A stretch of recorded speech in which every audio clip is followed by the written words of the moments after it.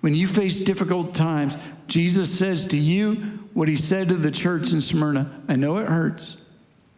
I know it's wrong. I know it isn't fair. I understand what you're facing. I will bring you comfort and encouragement. You can lean on me and you can trust me because I've been there. When you find yourself in the middle of a battle, when you're facing your biggest struggle, he's been there. Jesus has experienced what you're going through. He's faced the emotions, the struggles, the hurt. He's faced the pain of betrayal.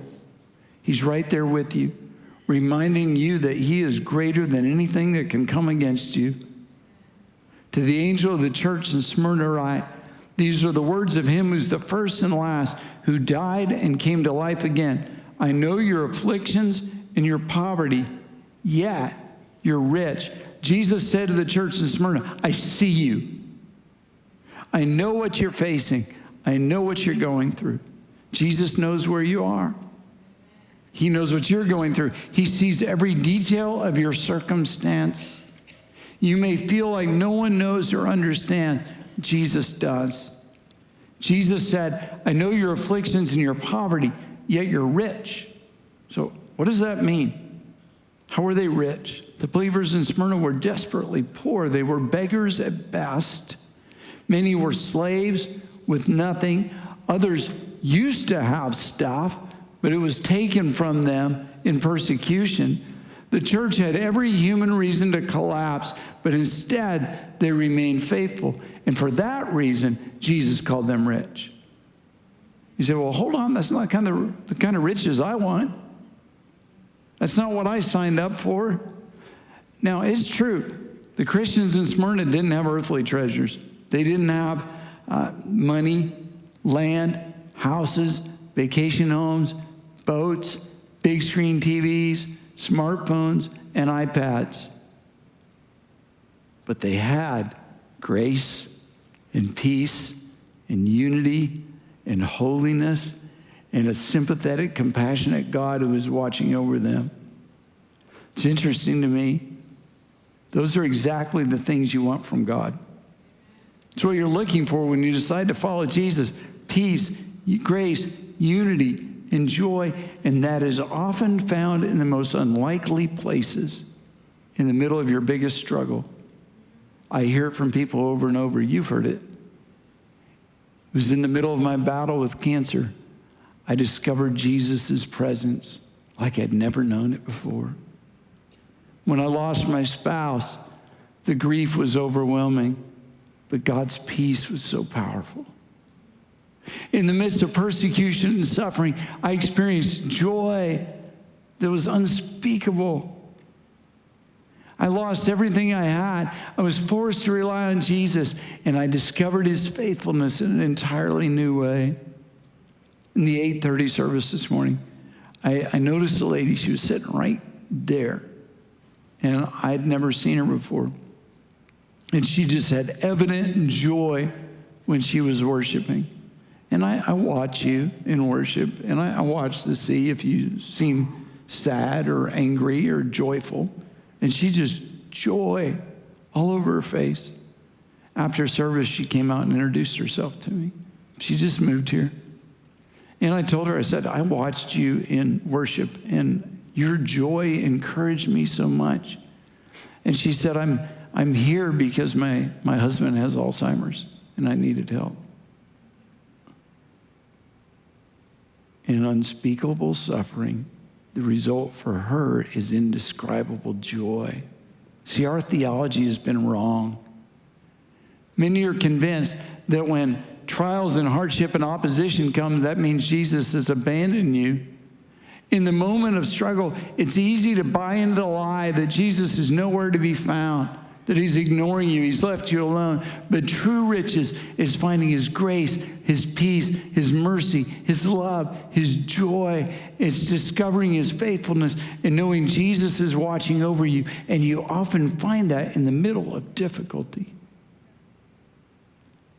To the angel of the church in Smyrna write, these are the words of him who's the first and the last, who died and came to life again. I know your afflictions and your poverties, yet you're rich. I know the slander slander of those who say they are Jews, and they're not. They're the synagogue of Satan. In Smyrna, Jews hated the message of the gospel, the message of Jesus. They attacked the church every way they could. Their goal was to poison public opinion and shape the way people thought of Christians. They called them cannibals, distorting the meaning of believers taking communion. They accused them of immorality because of their love for their brother and their care for each other in the body of Christ. Christians were called atheists, homewreckers, and politically disloyal. Every perversion of the truth the critics could dream up was used against the believers. If they had cable TV, they would have filled the airwaves with their hateful lies. They would have gone nuts on social media. The liars claimed to be people of God, but in fact, they were the opposite, so much so that Jesus called them the church of Satan. Have you ever felt like every action, word, and motive is twisted? Like you're being ridiculed and made fun of for doing right? It seems like the church is losing the PR battle. People are believing the lies of the enemy. It's not right. It's not fair. What do you do? When you're doing right and people still lie about you and accuse you of wrong, how do you respond? What is your reaction supposed to be as a follower of Jesus? Well, when you're facing lies, when you're in the middle of a situation where the truth has been distorted and twisted and covered up, remember, Jesus knows the truth. He knows. Now, I understand you want everyone else to know. You want to expose the lying losers and the evil gossips who spread their lies. We've all been there. I've been there. When that happens, your natural instinct is to build a case and rally people to your side. When you do that, that is your sinful nature at work. When your back is against the wall and the pressure is on, when you want the truth to come out, your default is to do everything in your power to make the other person look bad and to win. When you do that, you are fighting a spiritual battle with earthly weapons, and you will lose. Find comfort and peace in knowing Jesus knows the truth. No matter what anyone else says, regardless of who believes the ridiculous lies, he knows. You don't have to build your case or prove yourself to him. He has all the facts and all the evidence. When others turn on you and lie about you, it's easy to lose hope. It's easy to feel defeated. Remember, you can trust God. He knows the truth, and the truth will not stay hidden forever. The truth will be revealed. And in the end, right wins. It wins. I've prayed with many of you about court cases and false accusations and crazy custody battles. This is an important point for you. When you're attacked by others, Jesus says, you can trust me. I've been there. I see you. I know what you're facing. Stay faithful because I know the truth. To the angel of the church in Smyrna, write, these are the words of him who is the first and last, who died and came to life again. I know your afflictions and your poverty, yet you're rich. I know the slander to those who say they're Jews and are not, but are a synagogue of Satan. Do not be afraid of what you're about to suffer. Jesus let them know, get ready because more is coming. It's going to get worse.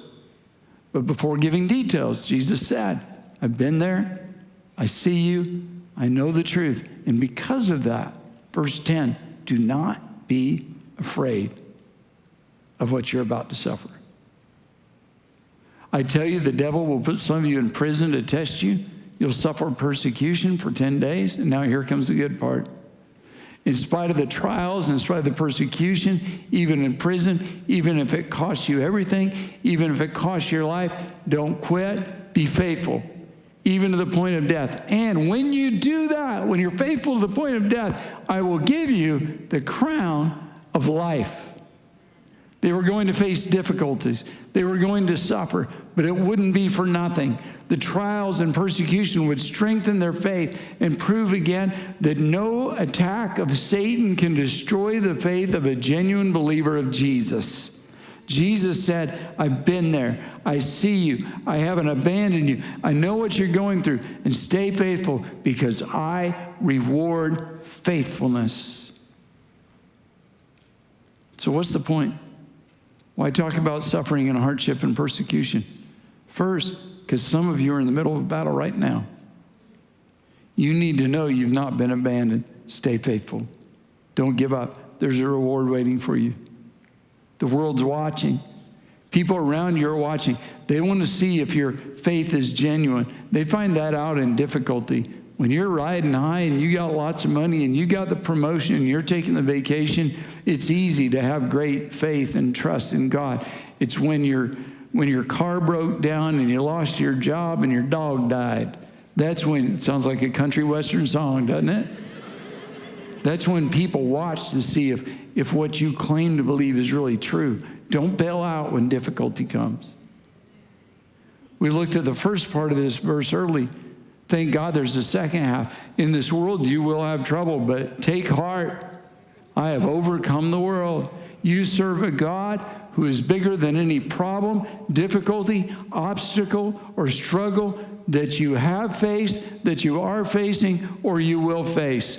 People who come against you need to realize that they're not just coming against you, they're coming against the God who created you and loves you and stands with you and walks with you and will carry you through to the other side. You're on the winning side. And you know what? People without God, they also face difficulty and hardship and suffering. There's trouble for them too. The difference is there's no reward waiting at the end and they don't have God to walk them through it. The other reason I wanted to share this is because I'm concerned for our church and for the church in America. I'm concerned many have bought into the feel good, get a blessing, love the easy life, fake promise. The focus is on what I want, not what God commands. I'm concerned we're not ready for persecution and suffering. Now, I'm not asking to suffer. I don't wake up in the morning and say, Lord, would you let me suffer today? I'm not predicting persecution because Jesus did. Jesus said, if they hated me, they'll hate you. They'll put you in prison. They'll kill you. You'll suffer because of me. Jesus said that. So when it comes, I want you to be ready. I don't want you to be shocked or surprised. I want you to be strong and respond with a radical commitment to and a faith in Jesus that stands in hard times. James chapter 1, verse 12. Blessed is the man who perseveres under trial, because when he stood the test, he will receive the crown of life God has promised to those who love him. One day, I want to stand beside you in heaven and together receive the crown of life, because when difficult times came, we stayed faithful. If you're going through a struggle, if it feels like everything's going wrong, if life is falling apart and you don't know why, remember this: you can trust him. He's been there. He sees you. You're not alone. Stay faithful, because even when people lie about you, Jesus knows the truth. And because he's been there, and because he sees you, and because he knows the truth, you don't have to fear. God is going to reward your faithfulness. Listen to me. Look at me. You are going to make it through this. You're going to make it. And on the other side, you're going to receive the reward God has promised you. I know it feels like you're losing. You feel defeated. But the day is coming when you'll be victorious and you will stand and declare the faithfulness of your God, and you'll celebrate that he brought you through. My good friend Jonathan McReynolds wrote a song, and I love this line in his song. Let my bad days prove that God is good. Let my worst days prove that he's faithful and true.